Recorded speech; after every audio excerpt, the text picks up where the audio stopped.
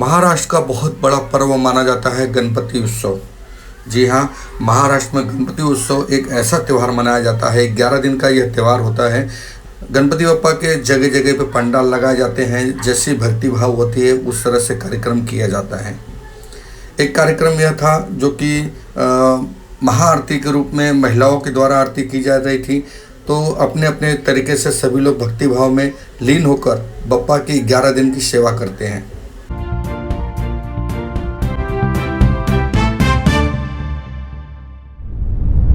11 दिन की सेवा करने के बाद आखिरकार उनके लिए यह एक खुशी की भी बात होती है और एक दुख की बात होती है कि 10 दिन बप्पा उनके यहाँ रहकर 11वें दिन जब उन्हें विदा करना होता है तो भी भक्त लोग नाचते गाते हुए अच्छी तरह से बप्पा की विदाई करते हैं।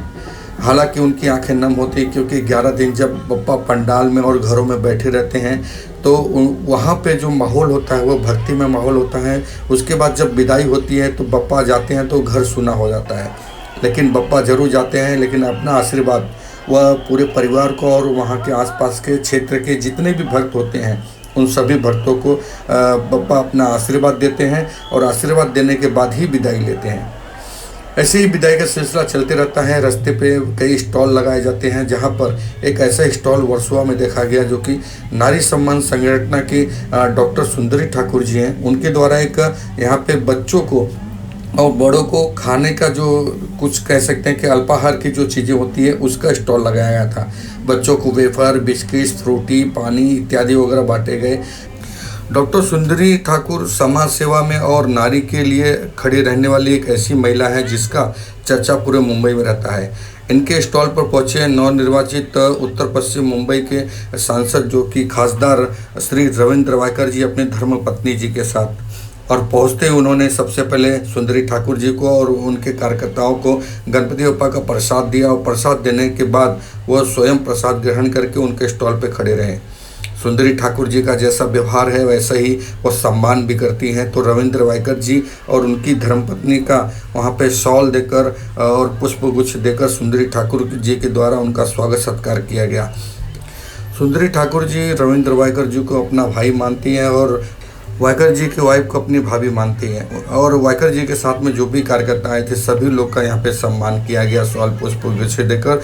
फिर स्टॉल पर खड़े रहकर वायकर जी ने स्वयं, इतना लगाव रहता है इनको बच्चों के साथ और ऐसे धर्म कर्म के कामों में रविंद्र वायकर जी हरदम इन्वॉल्व रहते हैं और हमेशा ही धर्म कर्म के काम में बढ़ चढ़कर हिस्सा लेते हैं। स्टॉल पर खड़े रहकर उन्होंने बच्चों को वेफर वगैरह बांटा, बड़ों को भी बांटा। सुंदरी ठाकुर जी से उन्होंने इस बारे में चर्चा भी किया कि आखिरकार वो जो पैकेट दे रही हैं उस पैकेट में क्या क्या मिल रहा है, क्या क्या बच्चों को दिया जा रहा है।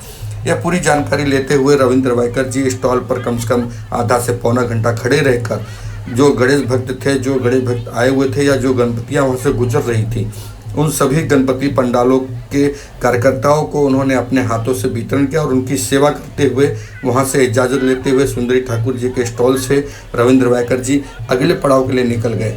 सिंधेगुड़ से रविंद्र वायकर जी नए नवनिर्वाचित और खासदार बने हैं। सुंदरी ठाकुर जी का कार्यक्रम हो और ग्लैमर ना हो ऐसा हो ही नहीं सकता है। तो इनके कार्यक्रम या इनके जो मंच होते हैं उस पर ग्लैमर के साथ साथ एमपी, खासदार, सांसद और नगर सेवक इत्यादि का आना जाना लगा रहता है, क्योंकि सुंदरी जी का फील्ड ऐसा है जो नारी को लेकर बहुत सारी एक्टिविटी रहती है और हर जगह का आना जाना रहता है। पुलिस प्रशासन से लेकर राजनेता तक और समाज सेवा तक और फिल्मी दुनिया के भी लोग यहाँ पे उपस्थित रहते हैं। बॉलीवुड की बात निकली गई तो एक चीज़ मैं आपको बता दूं कि एक बड़ा ही चर्चित चेहरा है जो कि प्रकाश मथुर तिवारी, जो कि भी बॉलीवुड के बड़े ही अच्छे सिंगर माने जाते हैं। इन्होंने अपना एल्बम निकाला हुआ है। ये सुंदरी ठाकुर जी के हर मंच पे दिखाई देते हैं, बॉलीवुड के सारे चेहरे दिखाई देते हैं। और एक चीज़ मैं बताऊँ कि ब्रह्म कुमारी की जो दीदी लोग थी उनका भी आशीर्वाद सुंदरी ठाकुर को मिलते रहता है। ब्रह्म कुमारी की दीदी ने भी अपने सुवचनों से उन्हें अपना आशीर्वाद दिया। हमें बहुत अच्छा लगा। गणेश चतुर्थी हमें इंस्पायर करता है कि हमें भी गणेश जी जैसा बनना चाहिए। हमारे अंदर भी वो गुण, वो शक्तियाँ हो, हम सब चैतन्य गणेश बने तो ये दुनिया बहुत जल्दी जल्दी स्वर्ग बन जाएगी ना। एंड खास सभी सेवाधारियों को, सिस्टर को बहुत सारी दुआएं, इनकी सेवा कर रहे हैं, इतना भाग्य बना रहे हैं। तो हमेशा ऐसे ही आगे बढ़ते रहिए, सबको बनाते रहिए।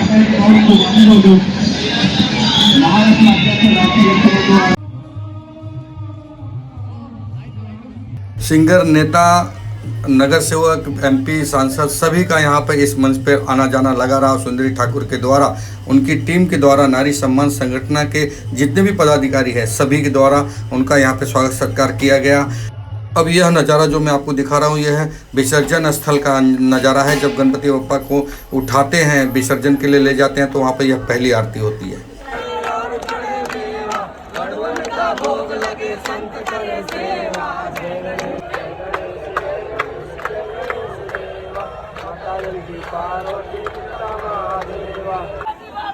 मोरिया गणपति बप्पा मोरिया मंगल मूर्ति मोरिया।